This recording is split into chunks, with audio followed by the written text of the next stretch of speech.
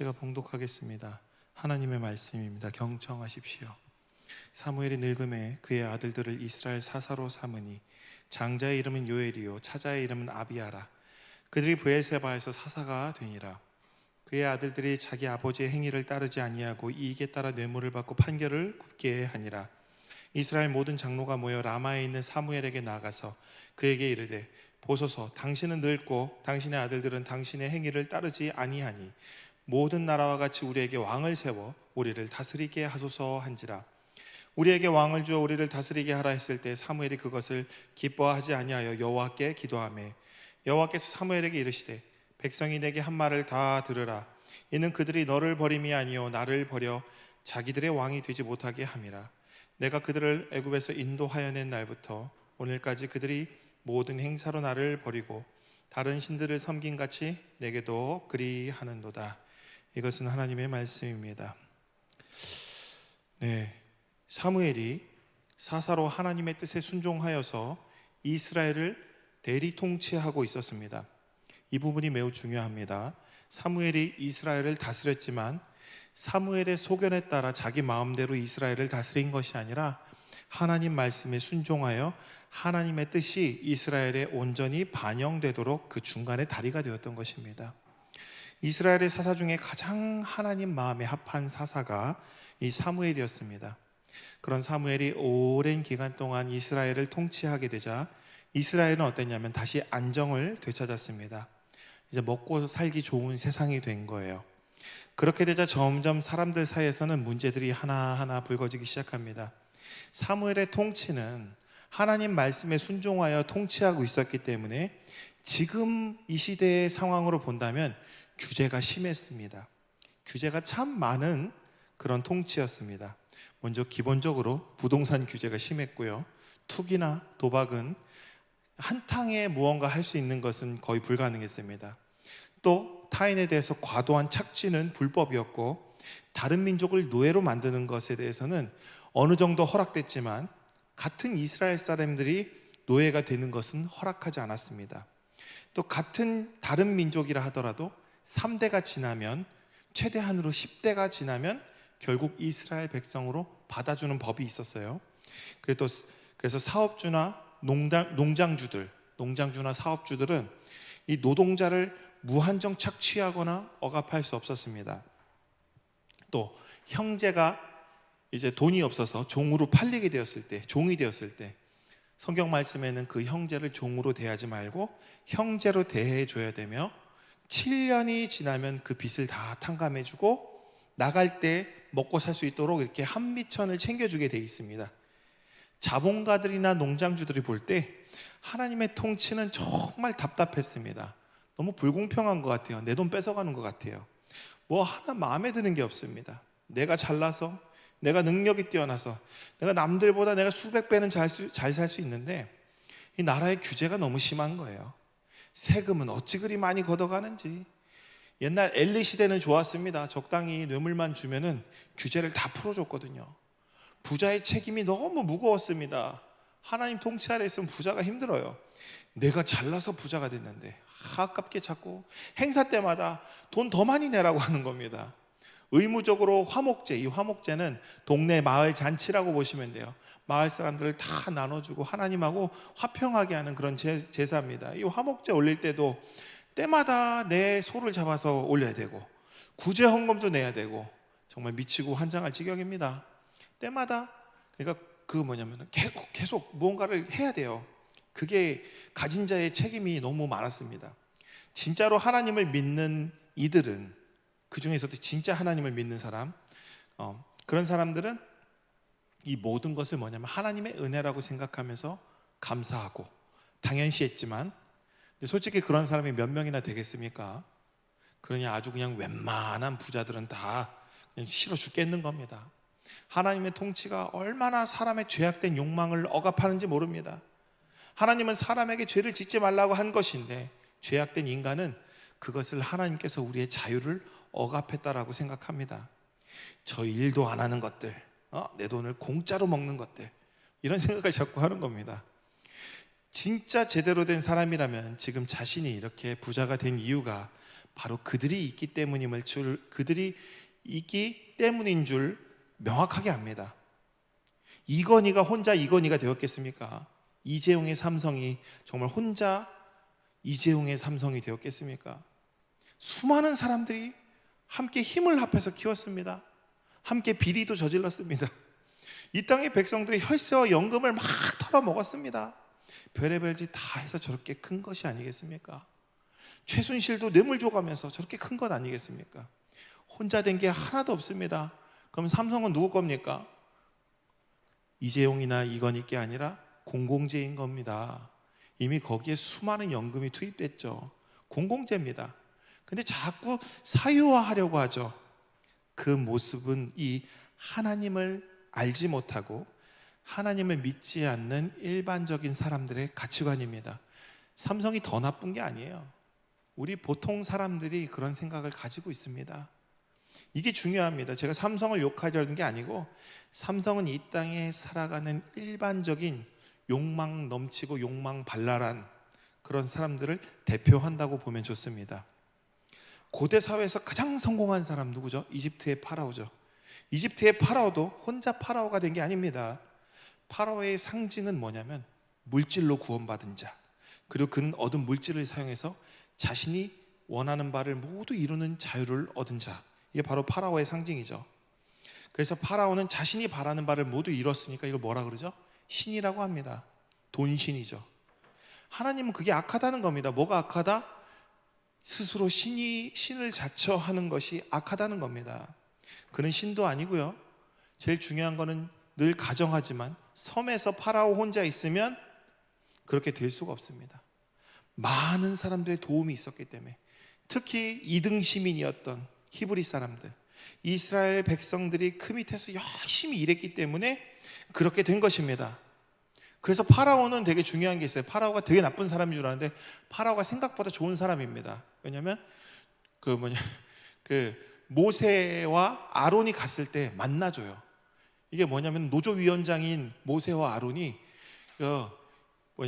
회장, CEO 파라오에게 가서 오늘 당신과 우리가 만나야겠습니다 라고 하는데 바로 만나주는 겁니다.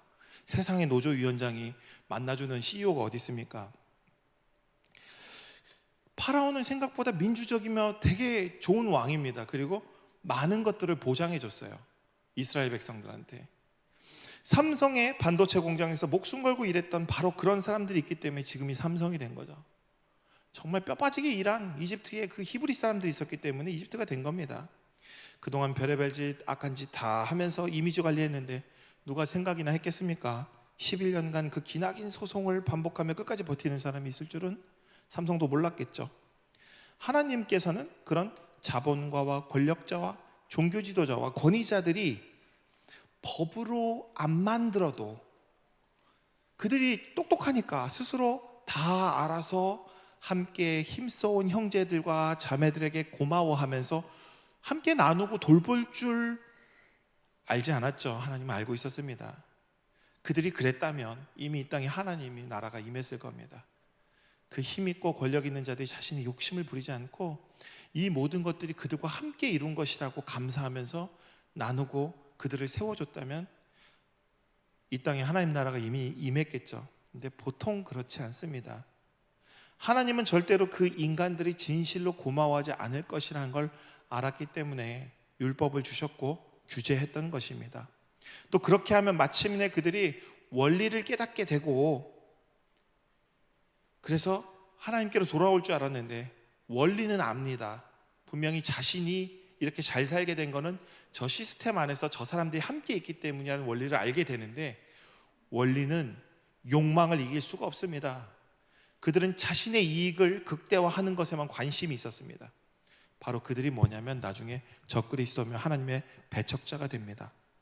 사무엘의 통치가 길게 되자 사회 기득권층들은 자신들의 욕망을 규제하는 것들이 점점 참을 수가 없게 됩니다. 더 부자가 될 수 있는데 자꾸 규제하는 겁니다. 그래서 이때 하나의 건수를 발견합니다. 그게 뭐냐면 사무엘의 아들들이 브엘세바에서 사사로 오른 겁니다. 사무엘이 그 아들들에게 사사의 자리를 물려준 거예요. 이걸 빌미로 사무엘을 내쫓을 계획을 세웁니다. 그들은 사무엘을 무너뜨리고 하나님의 통치를 무너뜨리고 어떻게 하면 나의 재산을 지켜주고 엘리를 찾는 거예요. 엘리 제사장 같은 나를 인정해주며 규제를 풀어줄 왕이 필요한 것입니다. 자신들의 욕망을 이루기 위해서 인프라를 구축해줄 시스템을 만들어줄 왕이 필요했습니다. 왕정 제도를 그들이 주장한 겁니다. 당시 왕은 외적으로부터 국민들의 재산을 보호하는 것이 핵심 역할이었습니다. 그리고 힘의 여유가 있으면 뭐 하냐면 정복 전쟁을 통해서 땅을 넓히고 그리고 뭘 하죠? 노예를 수급하는 것. 이것이 왕의 추가적인 역할이었습니다. 왕정 제도는 뭐냐면 결국 기득권자들이 기득권을 확실하게 유지하고 더 확장하는 데 도움을 주는 것이지 모든 백성들이 다 함께 잘 살아가는 사회를 만드는 데는 부적합했습니다. 오늘 말씀에서 보면 모든 백성들이 왕을 요구합니다. 바보 같은 노릇이죠. 왕정은 기득권한테만 유리하지 대부분 백성들한테는 아무 상관없거든요. 오히려 불리한 상황을 초래합니다. 그 왕은 결국 자본가나 권력자의 편을 들어줄 것이거든요. 내 편 안 들어줍니다. 왕이 공정하게 절대 판단할 리가 없습니다. 자기한테 돈 더 주는 사람 편을 들어줄 겁니다. 그 피해는 고스란히 누가 지냐? 일반적인 백성들이 다 지게 됩니다. 그 부분에 대해서 하나님께서는 사무엘의 입을 통해서 상세하게 말해주지만 왕이 너희들한테 있으면 이런 일이 있을 것이라고 이야기해 주는데 백성들의 눈에는 어쩌면 보이지 않는 하나님보다 당장 눈에 보이는 힘세고 멋있고 잘생긴 날 지켜줄 것만 같은 어떤 화려한 옷을 입은 그런 왕을 선호했던 것입니다. 옆에 나라 왕을 보니까 너무 멋있는 거예요. 하나님은 솔직히 세금, 이게 제일 중요합니다. 하나님은 어떤 분이냐? 세금을 받지 않으십니다. 이 땅의 것을 누리는 분도 아니에요. 하나님께 헌금하고 하나님께 제사 드리는 모든 것은 어디로 간지 아십니까? 그것을 하나님이 가지고 하늘로 올라가나요? 절대 아닙니다. 하나님은 이 땅에 있는 사람들에게 그 헌금을 가지고 그 재물을 가지고 공평하게 분배합니다.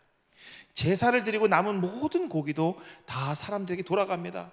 하나님은 그저 예배 받으시는 분이십니다. 그 예배를 위해 소중한 것을 드리는 그 순종의 행위를 받으시지 실제로 그것을 받아가지고 본인이 소유하거나 어딘가 창고에 쌓아놓거나 하지 않으십니다. 하나님은 뭐가 부족해서 그런 것들을 필요로 하는 분이 아닙니다. 뭐가 필요하겠습니까? 하나님이 그 모든 것이 뭐냐면 내가 사랑하는 백성들 중에 어렵고 힘든 백성이 있으면 그들을 구제하기 위한 용도로 다 사용됩니다. 공동체에서 가난한 사람은 끊이지 않을 것이라고 하나님도 알고 계십니다. 그러나 그 사람들도 누구냐? 하나님의 백성이고 형제이며 자매입니다. 그들을 구제하기 위해서 이 헌물은 거의 다 사용됩니다. 그런데 이제부터 왕이 생기면은 그들에게 뭐가 들어가는지 아십니까? 왕은 그 들어가는 것 지가 다 씁니다. 사람도 끌어다가 쓰고요. 왕이 생기면 뭐 해야 되는지 아십니까? 궁궐을 지어줘야 됩니다. 하나님 원래 성전을 지으라고 얘기 안 했어요. 그냥 천막으로도 충분하다. 이 지금 성막으로 충분하다, 텐트로 충분하다 하셨습니다. 그런데 솔로몬이 오버했죠. 내가 하나님 위해서 엄청나게 화려한 집을 짓겠습니다. 나만 궁궐에서 사는 게 내가 너무 그래서 하나님의 성전을 짓겠습니다 해놓고 자기네 집을 더 크게 짓죠. 솔로몬의 왕궁이 더 큽니다. 나중에 사이즈를 보십시오. 하나님 성전을 지어놓고선 지집을 더 크게 짓습니다. 나쁜 놈입니다. 그래서 돈이 많이 들어가요. 하나하나 챙겨줘야 될 게 왕한테 들어간 돈이 너무 많습니다. 제일 좋은 옷으로 해줘야 되고 그 나라를 지키는데 또 왕이 혼자 지키지 않지 않습니까? 군대를 운용하려면 돈이 얼마나 많이 들어가는지 모릅니다. 그 군인들 한 명 한 명 월급 줘야 되잖아요. 그리고 장군들은 어때요? 또 장군 대우해줘야 되잖아요. 말도 사줘야 돼. 무기도 사줘야 되고 최신식 무기 사줘야 되잖아요. 돈 엄청 들어갑니다. 이전에 하나님이 통치할 때는 어땠는지 아십니까? 하나님이 대신 싸우니까 군대를 이렇게 유지하는데 자금이 안 들어갑니다. 그저 싸울 때 민방위가 모여가지고 막 같이 오 하고 뛰어가면은 다 도망갑니다. 하나님이 먼저 번개치고 막 바람 불고 막 해갖고 다 내쫓으니까 와 달려가기만 하면 돼요. 그냥 소리 지르면서 달려간 다음에 걔네들이 도망가면은 전리품만 주워오면 됩니다. 평소 민방위 훈련하던 장정들만 모아서 나가 싸워도 하나님이 온갖 기적으로 대신 싸우니까 전리품만 취하러 가면 됐는데 앞으로 군대가 생긴다는 것은 이 군대 먹여 살려야 되는 겁니다. 그러면 이전에 구제하던 그 모든 돈이 어디로 갑니까? 그리로 들어갑니다. 그럼 그리로 들어가면 다 들어가겠습니까? 중간에 빼먹겠죠. 나쁜 놈들이 빼먹습니다. 다들 이전에 평화롭게 살았는데 이제 이집트 노예가 저리 가라 할 정도로 극도의 노동 현장으로 끌려갑니다. 투잡은 기본이고요. 죽을 때까지 일해야 겨우 먹고 삽니다. 기득권들은 이 상황을 어떻게든 이윤을 극대화를 추구하려고 자꾸 힘씁니다. 그러니까 쉬는 날이 점점 없어집니다. 밤낮으로 일해야 됩니다. 아침에는 공부하고, 아침엔 우유 한 잔, 점심엔 패스트푸드, 쫓기는 사람처럼 시계바늘 보면서. 그렇죠? 여러분 어떻습니까? 밤에 뭐 합니까? 학교 끝나고 공부 와서 집에 밤에 오면 공부 또 다시 해야 돼서 과제 해야 되는데 그 시간에 아르바이트를 해야 되고, 토요일 날 주일 날 뭐 합니까? 끝나면 일해야 되고, 계속 일을 해야 되는 겁니다. 쉬는 날이 없습니다. 주일도 없어요. 차라리 진짜 이집트 파라오 아래에서 2등 시민할 때가 낫습니다. 이집트의 노예일 때가 차라리 나았어요. 이집트 시대의 노예 때가 상당히 불행했다고 하는데, 오늘 이 시대에 살아가는 우리가 더 불행한지도 모릅니다. 당시 CEO인 이 파라오는 아무나 만나줬어요. 만나고 싶으면 만났습니다. 모세와 아론도 만났고, 당시 기록관들, 이스라엘의 기록관들이 있었습니다. 이 뭐 하는 사람이냐면 이스라엘 백성들을 관리하는 중간 관리자들이었어요. 이들이 파라오를 만나고 싶다면 파라오는 시간이 많았는지 만나줍니다. 생각보다 파라오 만나는 건 어렵지 않아요. 지금 정부가 그나마 소통이 된다고 하지만 20만 명이 서명을 해야, 20만 명이 서명에 동의해야, 국민청원 동의해야 대답 겨우 듣습니다. 근데 이전엔 어땠죠? 그것도 없었습니다. 근데 파라오 시대는 엄청 소통이 원활했어요. 모세가 파라오 몇 번 만난지 아십니까? 10가지 재앙하면서 그 몇 달도 안 된 사이에 7, 8번은 만났습니다. 파라오가 오히려 파라오가 만나고 싶어서 불러요. 사람들은 왕정을 지지하는 이 기득권 세력에, 이 파라오 시대는 원활했는데 사람들은 왕정을 지지하는 기득권 세력의 이 가문 이설과 이 가짜 뉴스에 현혹돼서 뭐라고 하냐면 사무엘이 자식 교육을 잘못 시켰다고 막 뉴스를 보내는 겁니다. 사무엘이 자식 교육을 잘못 시켜가지고 저 봐라 판결을 굳게 하고 뇌물 받아먹는다 이렇게 욕하는 겁니다. 차라리 왕정으로 가야 됩니다 라고 자꾸 뉴스를 뿌립니다. 가짜 뉴스를 막 만들어서 사람들한테 막 보내요. 그렇다면 여기서 중요한 게 있죠. 사무엘의 자식들이 정말 큰 잘못을 했는가? 그렇지 않습니다. 되게 중요한 게 뭐냐면 그들은 이스라엘 전체의 사사가 된 게 아니에요. 브엘세바 지역에서 사사가 됐습니다. 예비 사사입니다. 아직 완전히 사사가 된 게 아니에요. 그들의 통치는 아직 브엘세바에 제한되어 있었고, 그들의 죄에 대해서 3절에 이렇게 얘기하죠. 그의 아들들이 자기 아버지의 행위를 따르지 아니하고 이익에 따라 뇌물을 받고 판결을 굳게 하니라. 이제 요즘에 머리 좀 돌아가는 사람들은 이 이야기만 보면 딱 압니다. 뇌물 누가 줬겠습니까? 예, 누가 줬겠어요? 이 기득권들이 모함하기 위해서 줬고, 얘네들은 뭣도 모르고 시계를 받은 겁니다. 그렇죠? 비싼 1,000만 원짜리 시계를 받은 거예요. 뭣도 모르고. 뇌물 받은 건 나쁩니다. 뇌물인지도 모르고 받은 것도 나쁜 거예요. 멍청한 건 죄입니다. 그런데 늘 그렇지만 주는 놈이 나쁘다는 얘기는 안 합니다. 왜냐하면 받은 그 놈을 빨리 죽여야 되기 때문이에요. 주는 놈은 어차피 도구입니다. 빨리 새로 왕을 바꿔야 되거든요. 규제를 풀어야 되거든요. 오늘 사건의 핵심이 그렇습니다. 준 놈에 대한 이야기보다 판결을 굳게 한 아들들의 죄를 자꾸 강조합니다. 여기서 사무엘의 아들들은 이것 이외에 엘리 제사장들의 아들처럼 그렇게 막가는 죄를 짓지 않습니다. 이전에 엘리 제사장 시절에는 이거는 죄도 아니었어요. 당연히 뇌물 받고 기득권들의 뒤를 봐주던 시대였죠. 그 당시는 엘리의 아들들은 하나님의 성막에서 일하는 여성들을 위력에 의한 성폭행을 했고, 그리고 하나님의 제물에까지 자기가 먼저 손을 댔습니다. 그 모습에 하나님이 분노하신 겁니다. 진노하셔서 그 집안을 몽땅 진멸시켰습니다. 근데 오늘 그 사무엘의 아들들에 대해서 하나님이 아무 말씀도 안 합니다. 하나님 다 알고 계셨기 때문에 침묵하신 겁니다. 나중에 하나님께서 오히려 사무엘을 위로합니다. 뭐라고 하냐면 이 모든 것이 조작된 것임을 다시 한번 알게 해주는 거죠. 사무엘이 왕을 요구한 이스라엘 백성들을 인해서, 자기 아들들로 인해서 낙심해 있는 겁니다. 하나님께서 이때 사무엘에게 이렇게 말합니다. 이 8장 9절에 주께서 사무엘에게 응답하셨다. 백성들이 너에게 요청한 말을 그냥 들어주어라. 그들이 거부한 것은 너가 아니다. 그들은 나를 거부한 것이다. 나를 자기들의 왕으로 섬기는 것을 거부한 것이다. 지금 너희 아들들이 잘못한 것이 아니고 네가 잘못한 것도 아니고 저들이 악하기 때문에 나를 거부한 것이다. 이 얘기를 하는 겁니다. 사무엘의 아들들이 범한 죄에 대해서 하나님이 한 말씀도 하지 않습니다. 이 백성들이 나를 거부하기 위해서 그 아들들을 피해자로 만들었음을 하나님은 알고 계셨습니다. 정황상 예수님을 시험하고 넘어뜨리려는 방식으로 사무엘의 아들들을 넘어뜨린 것입니다. 예수님이나 되니까 그런 순간 재치를 발휘해서 그 온갖 시험, 말도 안 되는 시험, 무조건 질 수밖에 없는 시험을 다 이겼습니다. 근데 웬만한 사람은 순간적으로 훅 들어오면 이기지 못합니다. 똑똑한 기득권자들은 완전히 이길 수 있는 상황을 다 만들어 놓고 사무엘의 아들들에게 죄를 씌우기 때문에 피할 길이 없는 겁니다. 그래서 예수님에게 음행한 여인을 데려와서 어떻게 판결해 달라고 할 때 모든 것이 다 연출된 상황이었죠. 그렇게 완전히 연출해서 외통수로 만들어 놓고서는 뭐라고 하냐면, 여기서 당신이 말을 잘못하면 무조건 이래도 죽고 저래도 죽는 그런 상황을 만들어 가지고 공격하는 겁니다. 쉽게 벗어날 수가 없습니다. 아무 문제가 없어도 매일 뉴스가 문제가 있다고 얘기하면 문제가 되는 겁니다. 아무 문제가 없어도 검찰이 이거 문제가 있는데? 라고 하면 문제가 되는 겁니다. 판사가 이거는 불법이 아닌데도 불법이라고 하면 불법이 됩니다. 아무리 내가 죄가 없다고 증거를 가져와도 그거를 증거로 채택해 주지 않습니다. 그 증거는 그러면 아무 효력도 없죠.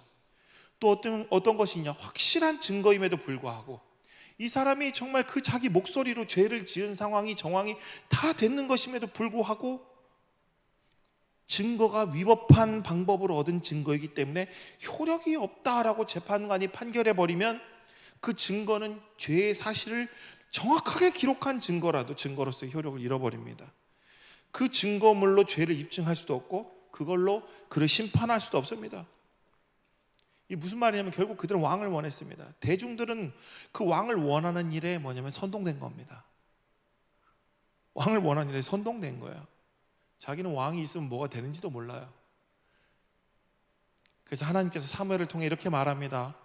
우리가 오늘 본 말씀 뒤에 나옵니다. 8장 11절에서 18절에 왕이 너희를 어떻게 다스릴 것인지 내가 알려주겠다. 그는 너희 아들들을 데려다가 병거대나 기마대의를 시키고 병거 앞에서 달리게 할 것이다. 1000인대장이나 50인대장을 시키기도 하고 그의 밭을 갈거나 추수하게 할 것이며 보병의 무기와 기병의 장비를 만들게도 할 것이다.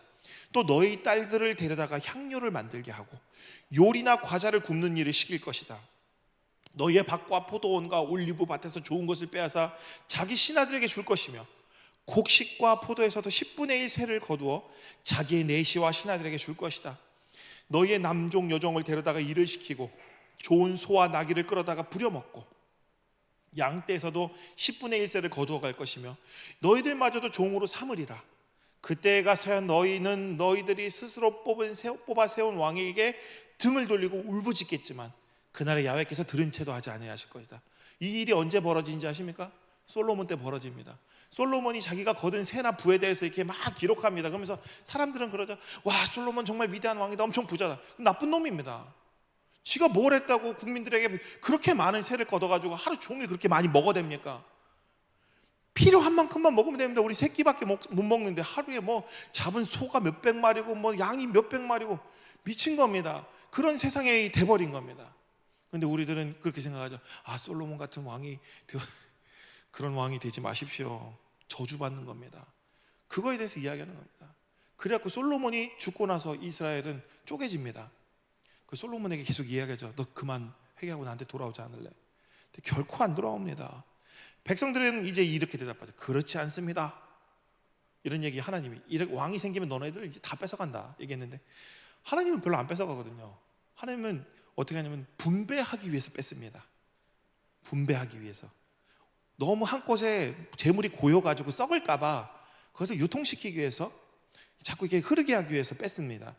근데 뭐라 하냐면 이 백성들이 그렇지 않습니다. 우리는 왕을 모셔야겠습니다.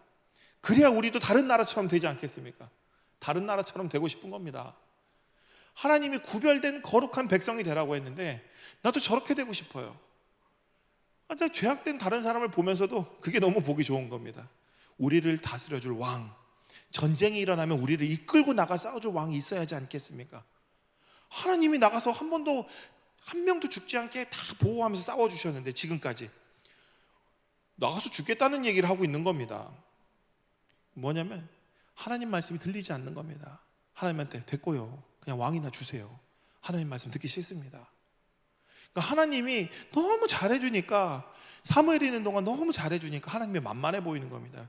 가끔 가다가 저도 좀 걱정됩니다. 너무 인격적으로 만나면은 하나님이 친구인 줄 아는데 너무 막 나가면 안 됩니다. 하고 싶은 말 해도 되는데 너무 그렇게 막 너무 그러면 큰일 납니다.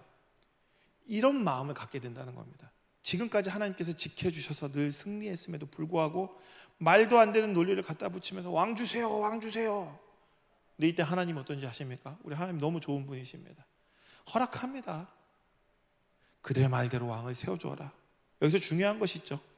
백성들이 왕을 선출하게끔 놔두지 않습니다. 왜냐하면 엘리 제사장 같은 놈을 뽑을 거거든요. 그래서 사무엘을 통해서 명합니다.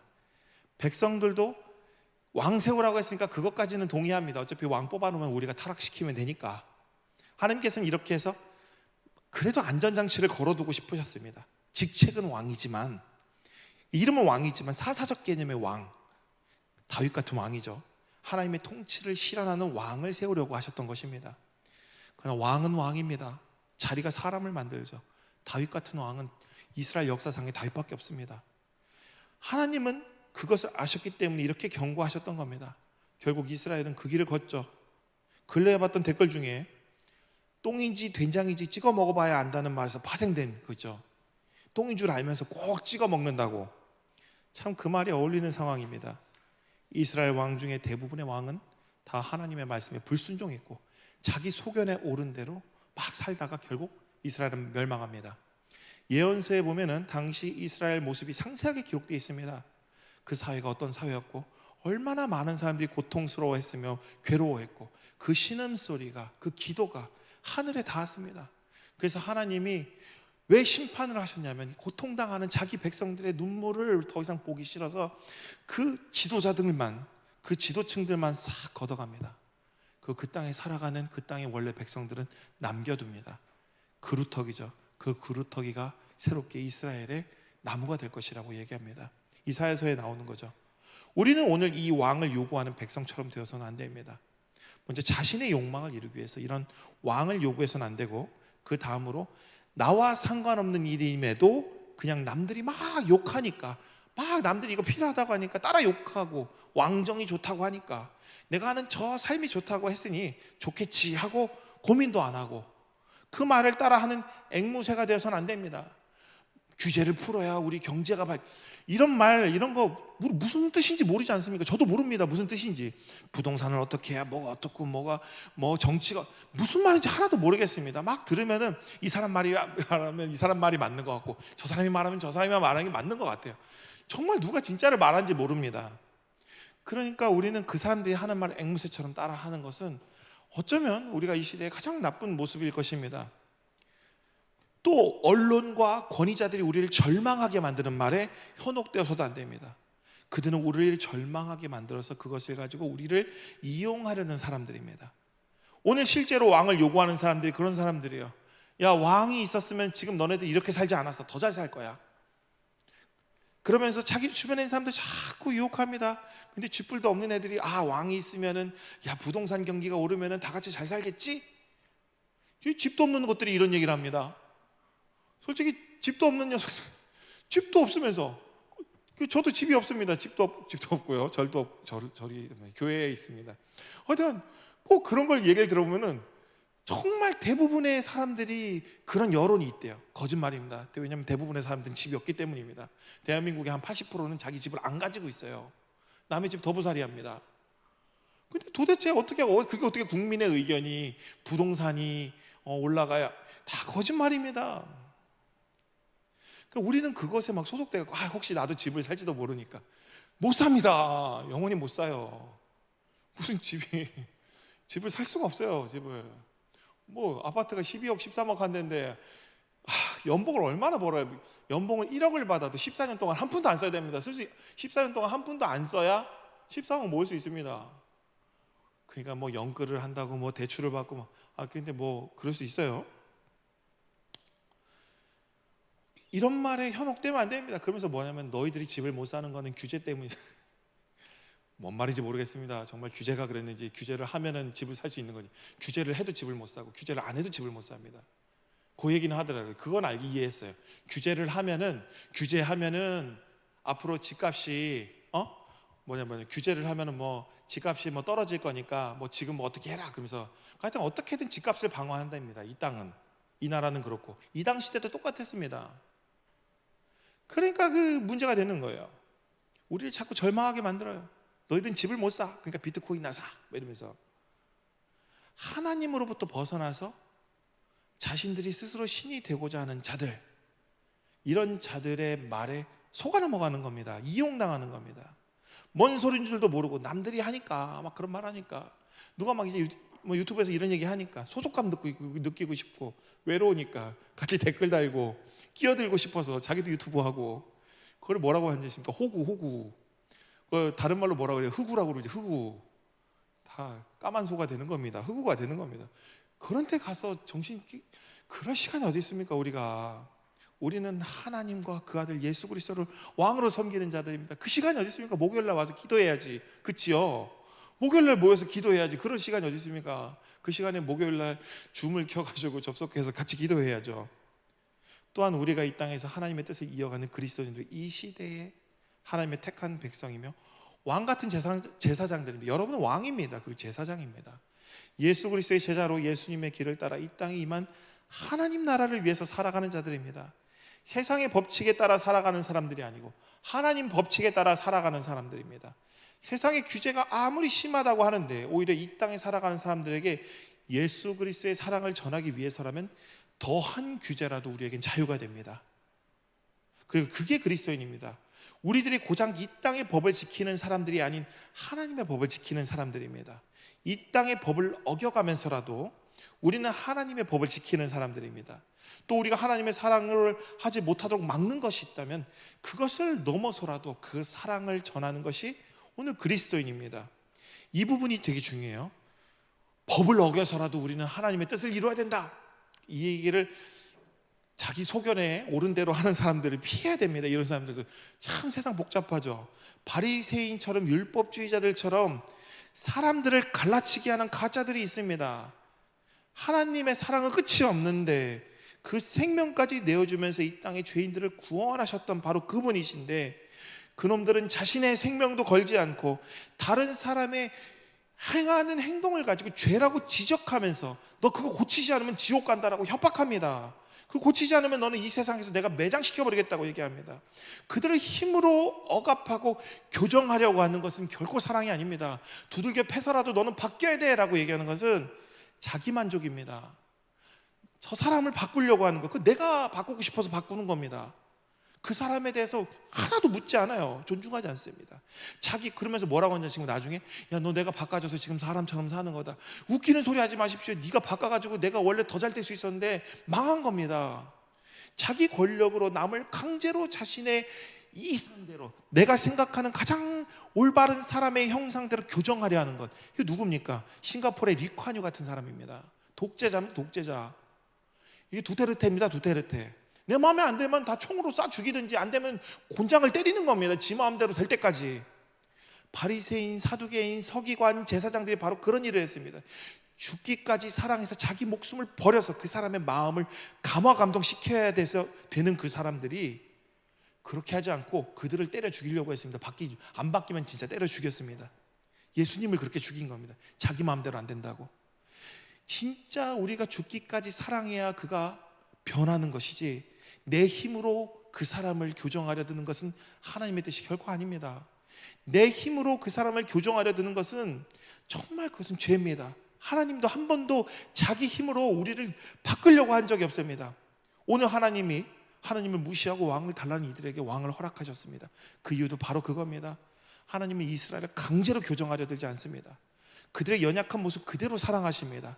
그들이 왕을 자기네가 뽑았을 때 그걸로 인해서 생기는 문제들을 직접 경험하고 깨닫고 언젠가는 하나님께로 돌아올 것이라고 하나님은 바라는 마음에 허락하셨습니다. 그렇기에 그들에게 초반부터 아합과 같이 욕망의 화신을 왕으로 준 게 아니에요. 이스라엘 사람 중에 제일 착하고 순진하고 잘생기고 힘세고 뭔가 대단한, 그러니까 이스라엘의 최고의 미스터 이스라엘인 사울을 뽑아갖고 왕을 만들어준 겁니다. 제일 괜찮은 사람. 마침내 그들이 하나님을 버린 것에 대해서 회개하고 스스로 돌아오길 바라서 나쁜 놈 안 세우고 그래도 좀 덜 고생하라고 왕을 세울 때 정말 괜찮은 사람 세웠습니다. 근데 그 괜찮은 사람도 왕이 되니까 어떻게 됩니까? 변질됩니다. 왕이 되니까 어떻게 됩니까? 처음에는 자기가 전쟁터에 제일 앞에 나가서 용감하게 싸우더니 나중에는 저 뒤에 숨어가지고 야 니네들이 가서 싸워라, 니네들이 가서 싸워라, 니네들이 가서 죽어라, 이 땅을 넓힌 모든 공은 내 것이다 이러고 있죠. 조금이라도 덜 나쁜 왕이 다스려서 고통이 크지 않은 상태에서 돌아오길 바라셨습니다. 아이 좀만 고생하면 돌아오겠지, 좀만 고생하면 돌아오겠지. 누가 그런데 욕망과 적응의 동물 아니랄까봐 더럽게 말 안 듣고 마침내 다 망하고 온갖 고생이라는 고생은 다 한 후에야 밑바닥에 앉아서 하나님께 돌아옵니다. 그렇게 돌아오고도 어떠냐? 그러면 그 돌아온 모습이 유지돼야 되잖아요. 얼마 못 갑니다. 우리들 다 남자들 다 아시지 않습니까? 군대 갔다 오면은 마음속에 군대 가서 병장 때 막 온갖 마음을 다 품고 있었는데 온 지 3개월 만에 우리는 옛날 군대 가기 전에 내 모습으로 돌아와 있습니다. 그때 군대 갔다 와서 제가 몸무게를 20kg를 빼왔는데 다시 20kg를 찌워놨어요. 우리 모습이 그렇습니다. 옛날 모습 그대로입니다. 막 변할 것 같죠? 안 그렇습니다. 다 그때서야 이제 하나님이 더 이상 답이 없으니까 어떻게 하시는지 아십니까? 그때 예수님을 보냅니다. 그렇게 우리에게 이상왕, 진짜 왕은 이분이다 라고 보내셔서 우리에게 다시 하나님께로 돌아갈 기회를 주십니다. 그렇게 바라셨습니다. 우리가 진정한 구원으로 돌아오기를 오늘도 하나님이 기다리십니다. 여러분들의 왕, 우리의 왕은 하나님뿐입니다. 오늘 우리가 하나님 위에 왕을 구하는 것은 하나님을 배척하고 하나님을 대적하는 겁니다. 그럼에도 하나님은 그것마저도 허락하십니다. 왜냐하면 우리를 사랑하기 때문입니다. 자기를 배척하는 자기 백성들의 소원에도 응답하십니다. 그러나 하나님은 끝까지 그들이 그 길로 가지 않기를 바라십니다. 그 길의 끝에서 이 백성이 멸망하게 될 것을 너무 뻔하기 때문에 하나님은 하나님 이외의 것을 구하는 자가 멸망하는 것이 너무 확실하기 때문에 하나님께서는 계속 우리에게 권면합니다. 말씀을 통해서 권면하시고 또 사람을 보내서 상황을 보내서 여러 가지 것들을 통해서 계속 권면합니다. 그만 가라고. 우리들은 하나님이 성경에서 심판한 줄 알죠. 하나님은 그런 분이 아닙니다. 심판하시는 하나님이 아니에요. 하나님이 이 심판하겠다고 이야기하는 건 뭐냐면 겁주는 겁니다. 야, 너 진짜 망해. 너 진짜 심판받을 거야. 하나님의 본인이 나쁜 형사하는 겁니다. 너 내가 심판할 거야? 더 가면 너 내가 심판할 거야. 그만 가라고. 그런 겁니다. 그런데 그들은 결국 자기 스스로 멸망한 거죠. 자기 욕심에 먹혀서 멸망한 겁니다. 하나님은 그렇게 선지자를 보내줍니다. 겁을 줘요. 계속 겁주고 징표도 보여주고 그 길에서 떠나서 돌아오라고 그렇게 얘기하지만 오늘 왕을 구한 백성처럼 이스라엘은 이렇게 얘기합니다. 이스라엘의 태도가 항상 그래요. 하나님 모르겠고요. 전 잘 모르겠고요. 오늘 저는 다른 것이 필요합니다. 이게 안 믿는 사람들의 모습입니다. 막 하나님께서 우리에게 너 그 길로 가면 안 돼 라고 했는데 하나님 저 모르겠고요. 전 지금 당장 이게 필요한데 이거나 주세요 이럽니다. 결국 다른 것만을 찾아 헤매는 그들의 완악함으로 그들이 스스로 멸망하게 됩니다. 오늘도 하나님은 이렇게 얘기합니다. 저 멀리서 진짜 생각 같아서는 머리끄댕이를 탁 잡고 끌고 오고 막 저기 막 두들겨 패서라도 바꿔주고 싶은데 그렇게 바꾸는 거는 진짜로 바뀌는 것이 아니기 때문에 또다시 돌아갈 것이기 때문에 하나님은 계속 옆에서 기도하고 우리를 위해서 기도하시고 우리를 위해서 붙들어 주시고 계속 가지 말라고 경고하십니다. 우리는 이 경고의 말씀에 귀를 기울여야 됩니다. 그래야 우리가 파멸에서 벗어나고 하나님께서 주시는 그 복을 누리면서 이 땅에서 하나님 나라를 누리고 장차 하나님 나라에서도 진정한 구원과 자유를 누리게 됩니다. 우리 신흥의 청년들이 그 경고의 말씀에 귀를 기울였으면 좋겠습니다.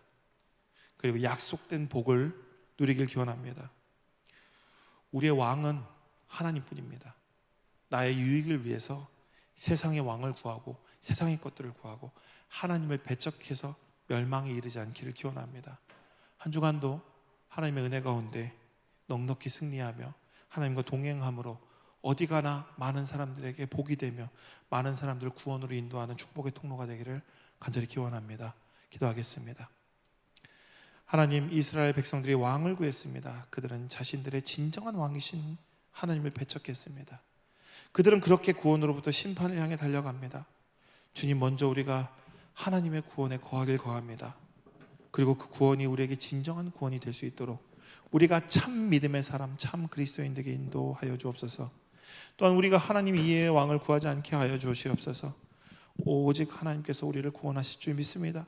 다른 어느 누구도 우리를 구원할 수 없습니다. 이 믿음 놓치지 않게 하여 주시고 늘 우리가 믿음 가운데 살게 하여 주시옵소서. 한 주간도 주님 지켜주시고 살아계신 하나님의 능력 가운데 세상의 어떤 시험과 유혹 가운데서도 넉넉히 이기며 세상의 빛과 소금의 역할 잘 감당하고 세상의 소망이 되는 우리 신행의 청년들 다 되게 하옵소서. 주께서 인도해 주실 줄 믿사오며 우리 주 예수 그리스도의 이름으로 기도드립니다. 아멘.